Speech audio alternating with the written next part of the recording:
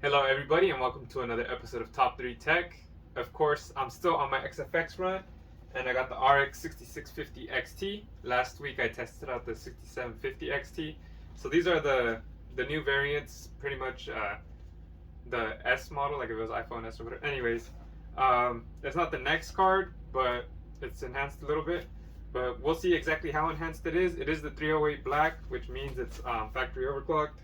So we'll see how it does. I don't know.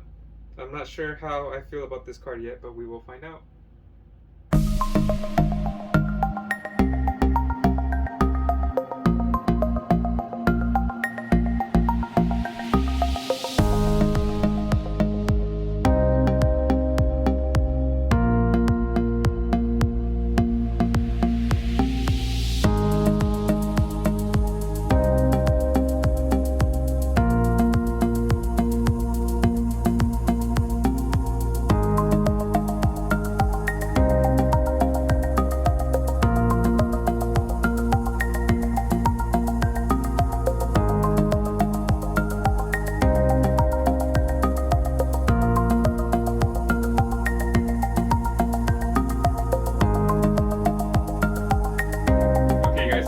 I do cut it open and I don't check the contents inside, but my cousin came over, so I let him check out the card. I didn't take it out of the plastic, but the reason I did that is because I kind of know what comes with these XFX cards, so I'm not going to be too surprised, but this is what is inside. If you guys follow my videos, you guys pretty much know what's in these boxes as well. But for the new people, or anyone interested in this specific card, does come with this paper saying stop important driver information, no driver disk included in this product. You have to download it off AMD. You would just go just type in AMD 6650 XT drivers, it'll take you to it. That's how I get mine. Of course, it comes with the AMD quick guide. It just tells you how many pins you have on the cards, or how much you got to connect them. Plug in your graphics card, screw it in, put in the connectors, the HDMI, the display port, whatever. Tells you how to run the AMD software. It's also the warranty, so that good stuff. And then I believe that is inside. Maybe I am wrong. Nope. And of course, what you guys all been waiting for is the XFX 6650 XT, the Merc 308. It is pretty cool card. You guys have seen similar ones on my channel, but you can see the subtle differences. But let's get a close-up and we'll talk about those differences. Of course, we have this beautiful triple fan design. The card is 274 millimeters long. We have the Merc lettering in all black. Not only do we have a heat vent on this card, but the XFX logo is also etched out to help let some of that hot air get out. We have the radiator all alongside this car. That's what helps keep this card so cool, as you'll see later on. It also has the XFX logo on the PCIe cover, which is nice. We have the XFX, then Radeon RX 6650 XT emboldened on the front. It does light up an LED. We have the 8-pin and the BIOS switch right next to each other, facing you. We have a little gap to let some air in to help cool this card. It doesn't say Radeon right here on the front. We do have 3 display ports, 1.4 and an extra HDMI 2.1. So here we have a Sapphire Pulse. It's an AMD Radeon RX 6800. That's the smallest AMD card I have. You can tell the length is different. This one has no RGB on it as well. It does keep it pretty cool, but that's on the front right there. The fans are smaller on this as well. This is a 3070 Ti. That's the only EVGA card, or I'm sorry, NVIDIA card I have. It is EVGA. As you can tell, it's a thicker card. It is a little short, but it's still not as short as this card. And then I have a Sapphire Nitro 6800 XT. And so that's compared to that. The Sapphire Nitro is thicker as well. It has RGB and all that on the fans too. But I just wanted you guys to see the comparison between the front of these cards. Not too bad. And then on the back of these, you can tell the difference between, like I said, the Pulse doesn't have RGB, but it does have this design, which is nice. This does say Merc. The other cards usually have it in white letters. At least the 67 and higher. But it doesn't look too bad. This is at XFX here as well, as you guys saw. So this has the vents here, and then this heat vent right here. This has a whole bunch of holes. The heat vent right here, and then I mean, this has. I really like the design on this as well. The holes just make it look crazy. It is kind of odd that it has a red line, but you know, it's cool. And then the Sapphire Nitro, this backplate looks insane. It has little vents here as well, and then this big heat space. So they try to make use of that. AMD does, anyways. And while the main difference on these two top ones have RGB, that Sapphire lights up. This whole bar is RGB, and that they're all 16 pins except for the 6650. It's only 8 pin. They all do have the BIOS switch as well, but I don't know. That gives you a clear picture of what you're working with compared to the other cards. On this XFX card, it doesn't say Radeon right here. On the 6700, the 6750 XT, I think, and above, it does say that. It says Radeon, so that's another difference as well. I'm not too sure what other differences there are. I mean, a little bit on the vent right here and the XFX where it's placed at. Alright, and we're going to go ahead and see how the card looks inside the PC case, which is the Lian Li Cool 2 case. Let's go ahead and insert the card and see how it looks. Well, I'm not used to seeing such a tiny card in my case, but let's go ahead and turn on the PC, see how it looks like with all the lights on.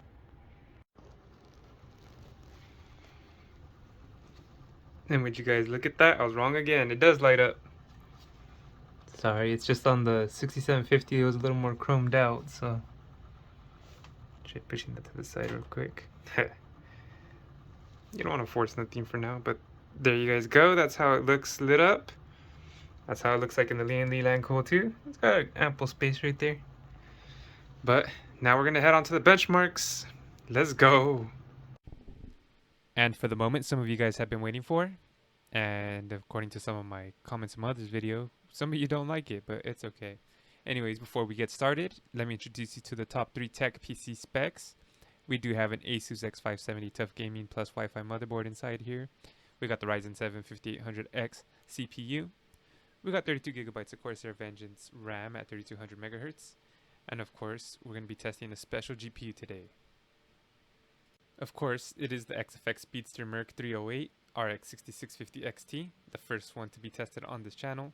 It has a boost clock of 2694 MHz, a game clock of 2523 MHz, a core clock of 2192 MHz. We do have 8GB of GDDR6 memory on this card. It is on RDNA 2 architecture, and the minimum recommended wattage for this PSU would be 500 watts. Anything above that, you'd be good.